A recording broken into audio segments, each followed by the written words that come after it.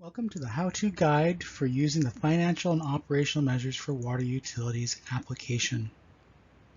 This video will provide you with some information on the development of the utility measures application, how to use it, and what the application data can provide for you. Included is a segment with Zach McCartney, one of the software developers from Big Room Studios who participated in the development of the application.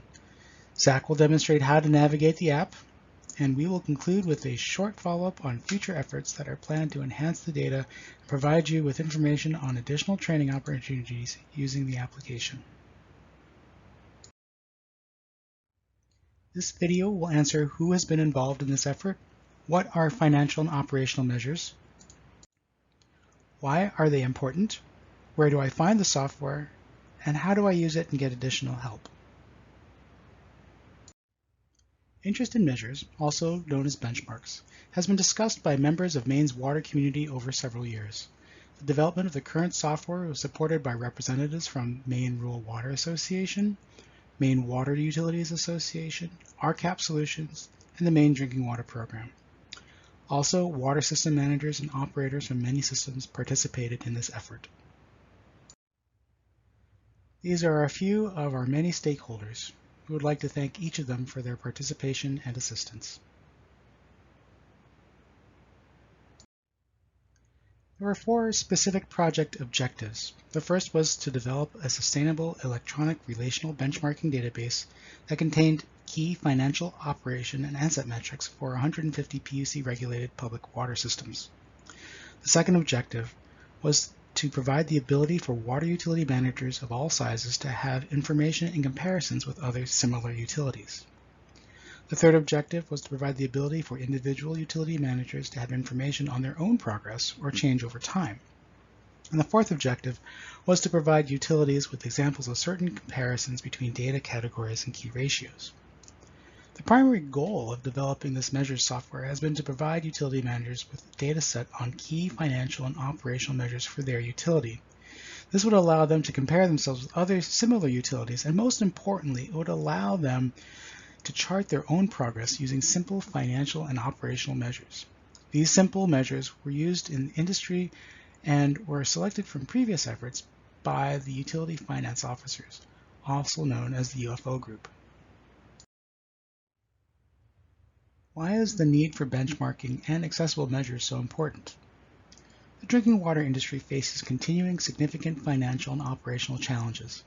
It is important for industry leaders, policymakers, regulators, and water system managers to communicate and understand the current financial and asset conditions of individual utilities and the water industry as a whole.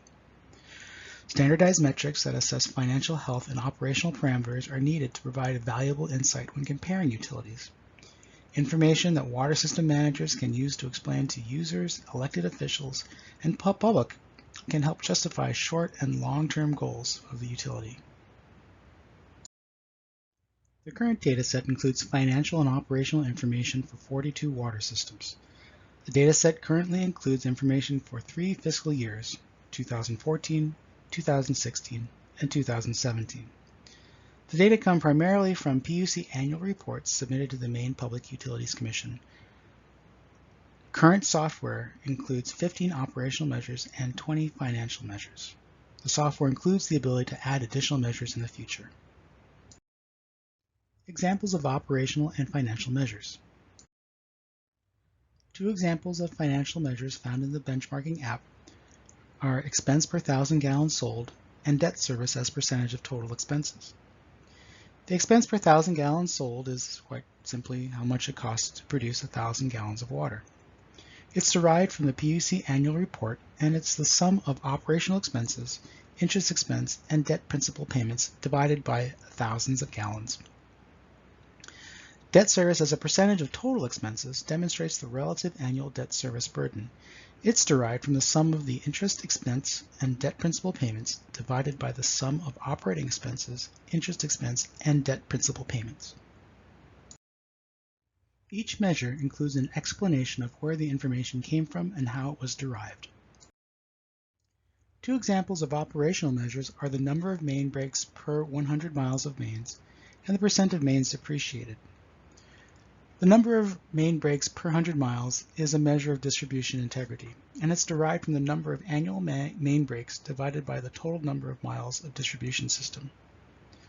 The percent of mains depreciated is a relative age of all the mains. It's derived from the accelerated depreciation divided by the transmission and distribution main cost. The utility benchmarking app can be found on the web at https://utilitymeasures.org. The following is a short video with Zach McCartney from Big Room Studios, in which he provides a demonstration on how to use the application. So this is the utility measures application designed to visualize financial and operational data collected from various main water utilities. And to briefly cover how it works, you can just hit that link and it'll jump us down the page here. And this is just a static kind of graphical overview of the main functionality of the application, just broken down into steps. And we'll see this soon what these actual forms look like.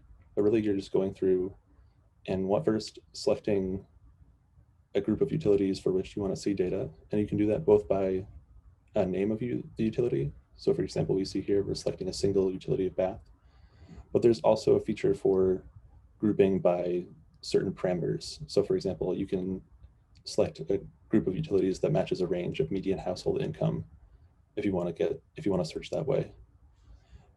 Then you're setting the year or range of years for which you want to see data collected. And after that, we're going to see a series of charts visualizing the data that matches your search criteria, which you can then also download as a spreadsheet that you can import into your own spreadsheet program of choice for further analysis and visualization. Now, the data collected is primarily from the annual Public Utilities Commission report in a nutshell, but if you want more background, we have this brief spiel here that's covered as the utilities that participated, additional sources used to source the data, and our plans for expanding the project in the future. So to get started with the application, we can click this Get Started button here, or this Explore Data button up here. They both take you to the search form here, where you're going to select the group of utilities or utility and the range of years for which you want to see data. So for example, single utility, you're just selecting a single utility by name. Multiple utilities, it's the same deal. You're able to select multiple at once. If you do a custom search here, this is where you're grouping utilities not by name, but by a specific feature of our data set. So for example, you can select counties, water source, and a range of these various parameters. So we can see median household income, net utility plant, number of main breaks, and you can select multiple of these and kind of combine them to create a more complicated search. But we'll just start off with a simple example right now. We'll do multiple utilities. We'll say Bath, Caribou in Portland, and then we'll do a range of years. So far, we've collected data from 2014, 2016, and 2017. So we'll do the full range. And then when we click Generate Data, this will take us to a page displaying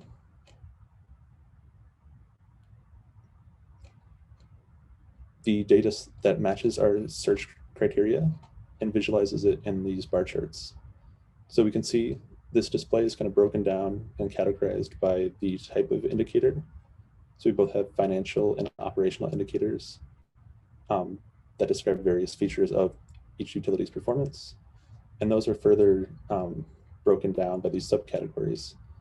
And if you want to learn more about any given indicator, this little button here next to the title of the indicator shows a description and then how it was derived, basically referencing cells in the PUC report or wherever the data was sourced from, if you kind of want to backtrack to how we arrived at this indicator. And so as of now, the only visualization strategy is this bar chart. So we can see it's a year, 1 bar per year per utility. So it's 2014, 2016, and 2017. And on hovering over each section of the chart, it brings up this little tooltip that shows the utility you're looking at and then the exact value for each year. And then off to the right here, we have this legend that shows the average for all chart data across each year. So this is the average for 2014, 2016, etc. Now this bar chart is great and all, but if you want to do something different, more complicated, you can hit this download data button. And this will output a CSV or a comma separated value file to your computer. And most modern spreadsheet programs know how to interpret this file. So for example, Excel should be able to open this file just fine. If you just find it on your computer and click it open, or open it from Excel, you'll be able to see the results of your search query and be able to further analyze or visualize it as you need. You're not constrained to just the bar graph the application outputs. So what are the next steps? With continuing support from the Maine Drinking Water Program and the various other entities and utilities involved with the Measures project, future efforts includes an additional data collection effort. This will update and expand the current data set and provide a robust clearinghouse of over half of the water industry population. The expansion includes the following specific tasks. We hope to undertake data collection for 2018 and 2020 data for the existing 40 systems. We'd like to add 2014, 2016, 2017, 2018, and 2020 data for an additional 30 systems. We would also like to add existing data from the UFO group for fiscal year 2006 to 2016. Finally, the steering committee will provide input and feedback on the process to develop criteria to be included on a new PUC annual report to collect data electronically. And this will be made up primarily of operational and almost all of the financial data that's already included on the PUC report. The goal is to amend the annual reports to include a summary page, thus collecting benchmark parameters. The process may include follow-up meetings with the PUC, the steering committee, as well as Big Room Studios to refine the data gathering and automation of data collection from the annual report. A proposal has been received from Big Room Studios to undertake an upgrade of the current software to include direct data collection from PUC annual reports. If after watching this video you still need some help, feel free to call us at Maine Rural Water, and you can tell us about the specific aspects of the software you're interested in. We can set up a live demo using Zoom to help you out. Feel free to reach out to Norm Lamy or Alex Wong at the emails below.